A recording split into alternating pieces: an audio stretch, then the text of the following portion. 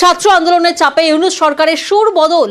বাংলাদেশের তদারকি সরকারের এবার দাবি, জুলাই বিপ্লবের ঘোষণাপত্র তারাই প্রকাশ করবে।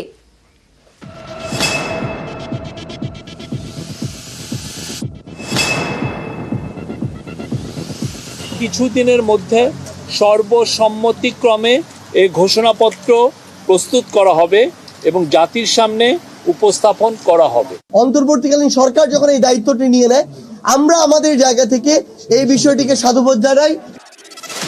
বাংলাদেশের জুলাই বিপ্লবের ঘোষণাপত্র মঙ্গলবার এই ঘোষণাপত্র প্রকাশ করা হবে বলে জানায় বৈষম্য বিরোধী ছাত্র আন্দোলন। এ নিয়ে সংগঠনের নেতারা গত কয়েকদিন ধরে সুর চড়ান, দাবি করেন সংবিধান বদলের। বাংলাদেশের তদারকি সরকার প্রথমে জানায় এই কর্মসূচির সঙ্গে তাদের কোনো সম্পর্ক নেই, কিন্তু শেষ মুহূর্তে ইউনূস সরকারের অবস্থান বদল।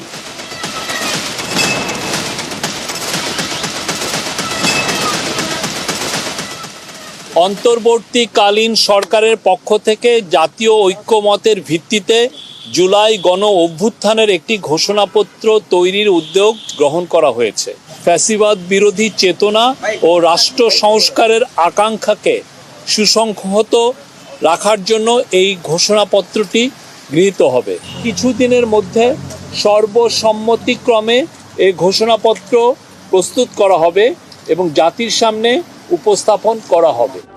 গত জুলাই বাংলাদেশে শুরু হয় ছাত্র আন্দোলন। পথে নামে বৈষম্য বিরোধী ছাত্র আন্দোলন নামের সংগঠন। আন্দোলনের তীব্রতায় শেষমেশ বাংলাদেশে পালাবদল হয়। দেশ ছাড়েন শেখ হাসিনা। অগাস্ট থেকে পদ না পারে তদারকি সরকার। গত কয়েক মাসে বিভিন্ন সময় আন্দোলনকারীদের সঙ্গে বাংলাদেশের তদারকি সরকারের মতানৈক্য দেখা দিয়েছে। এরই মাঝে বৈষম্য বিরোধী ছাত্র আন্দোলন ঘোষণা করে মঙ্গলবার তারা পথে নামবে। ৭২ সালে তৈরি সংবিধানকে কবর দেবে এবং জুলাই বিপ্লবের ঘোষণাপত্র প্রকাশ করবে। এই মুজিববাদী সংবিধান কবরস্থ ঘোষণা করা হবে। যারা গণমানুষকে মানুষ হিসেবে স্বীকৃতি না দিয়ে নির্যাতন, নিপীড়ন, গুম এবং খুন এবং হত্যার যারা রাজনীতি করেছে, যারা জনগণের বিপরীতে, আশা আকাঙ্ক্ষার বিপরীতে দাঁড়িয়েছে, আমরা প্রত্যাশা রাখছি এই জুলাই প্রক্লেমেশন অফ জুলাই রেভলিউশনে এই নাৎসিবাদী এই দলটিকে সেখান থেকে বাংলাদেশে অপ্রাসঙ্গিক ঘোষণা করা হবে। শুরুতেই কর্মসূচির সঙ্গে দূরত্ব রাখলেও পরে সুরবদল ইউনূস সরকারের। অনেকেই মনে করছেন চাপে পড়েই ইউনূস সরকারের সুরবদল।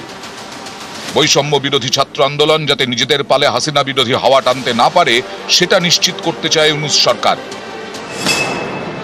তাই এখন তারা বলছে জুলাই বিপ্লবের ঘোষণাপত্র ইউনূস সরকারই প্রকাশ করবে।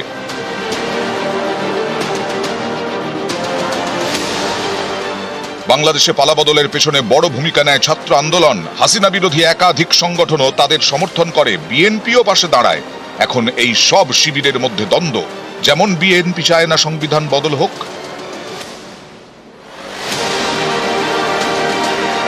পৃথিবীতে বলা হচ্ছে যে একটি জাতির আত্মজীবনী হচ্ছে সংবিধান।